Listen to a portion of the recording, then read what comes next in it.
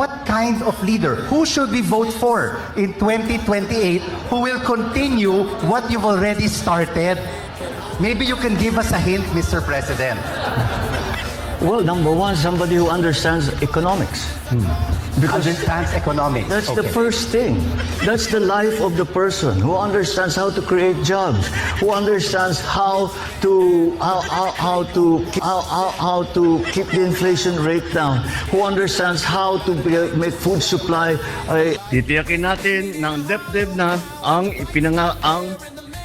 titiyakin natin na ang DepEd na pagka may ipinangakong tulay, paaralan, health center, mga kalsada ay matatapos sa tinakdang panahon at magagamit ng isang bayanan. Ang isang napakalaking nangyari ay ang pagtaas ng presyo ng langis. At ito